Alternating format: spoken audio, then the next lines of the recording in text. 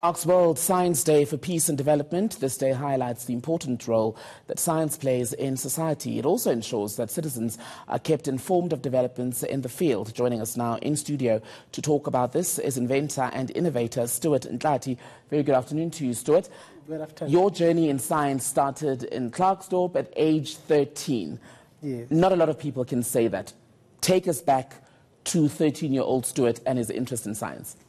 The year 2000 was a very interesting year for South Africa. The new millennium was just ushering in.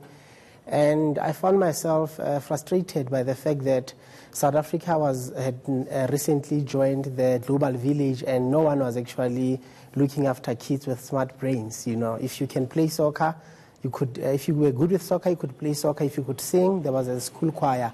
If you were an athlete, you could enter school athletes. But the ones with smartest brains, there was nobody looking after us, you know. And then that inspired me to establish an after-school science club, which today is a fully-fledged institute that is interested in promoting quality interest in science and technology and producing world-class technologies. It couldn't have been an easy thing to do, like I was saying, in Klerksdorp at age 13, when a lot of the science-related things you find in a Johannesburg, in a Cape Town, in a Durban even. Absolutely, it has been a very challenging journey, especially in a country that does not fully appreciate innovation. But with hard work, persistence and perseverance, one has managed to pull through. I want to speak about that hard work. How do you go from 13-year-old Stuart, who's interested in science, so you start gathering everyone else around you as a teenager, but how then do you flip the interest into money and a profession? It's a tough one. It's a tough one.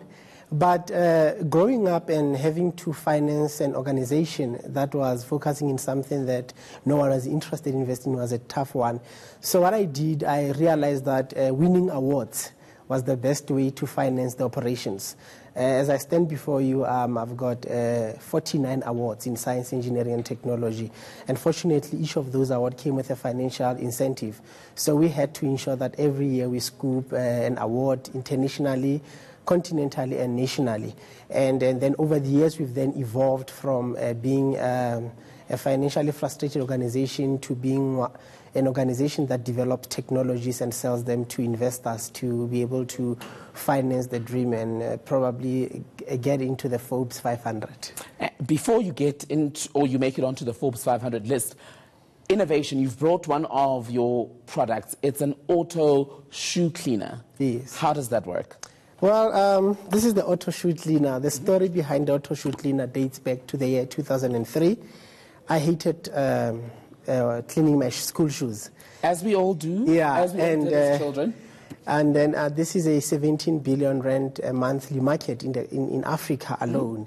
And I had to say to myself that there has to be a way to automate the shoe cleaning process, you know. And also being asthmatic and having sinuses, it was a challenge. Sometimes the strong smell emanating from the polish would ignite my sinuses, you know. So I spent an amount of time, a valuable amount of time in researching and coining this world-class design, which now enables you to not only have your shoes shining, but your sneakers dry and smelling fresh. And I actually call it an investment in quick and easy shoe cleaning. So the auto shoe cleaner is a technology device to revolutionize the the shoe cleaning industry. It's very portable. Look. Very portable, very sexy. You can put it. I was about to say, it's very modern looking. It doesn't look like something you'd use to clean your shoes. No, absolutely not. Having this as an investment in every household, it goes a long way because it's rechargeable. You can recharge it on your laptop, on your normal plug point. It's got lithium battery, and then it lasts for 9 hours after recharging. And each brush here has got a cycle of 36 cycles. So you 36 cycles on each of these. Yeah. Okay. So if you want to polish shoes, say with navy blue, and your shoes are brown, you just remove the brush, the shoe buffer, and then put the color of your choice, and then it will automatically detect the color of the brush, and then it will sprinkle the right polish.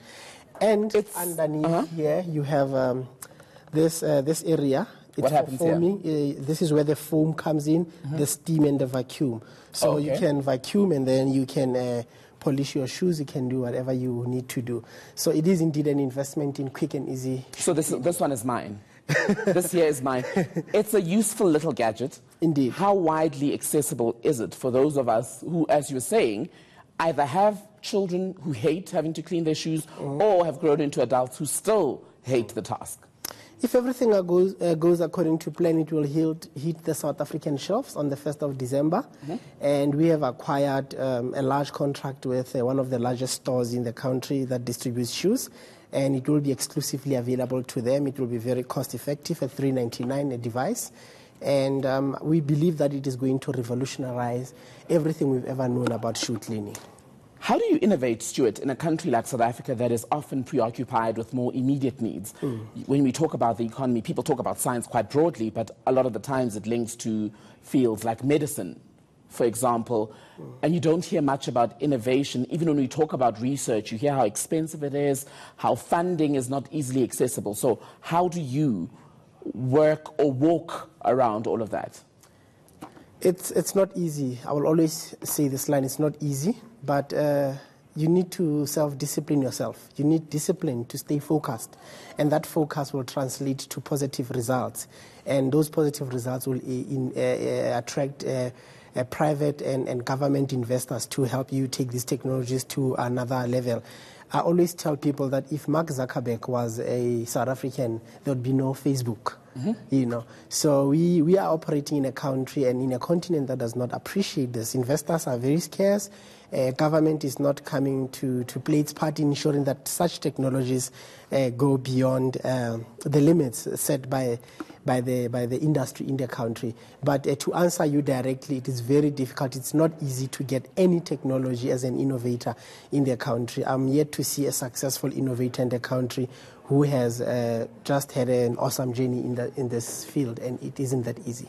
Very quickly, you've not let the challenges stop you, because I understand by 2015, somewhat 300,000 young people had come through your doors or had been part of your various programs. Where are they now? It's actually 33,000 young people who have been through our programs. I can say with no fear of contradiction that all these 33,000 young people, we can trace them. They are in universities. Some have graduated. Some are working with us in the company. And some have went on to become successful career men and women in the fields of science, technology, engineering, and mathematics. Stuart Ntlathi, thank you so much for your time. That was inventor and innovator Stuart Ntlathi speaking to us here on ENCA Now.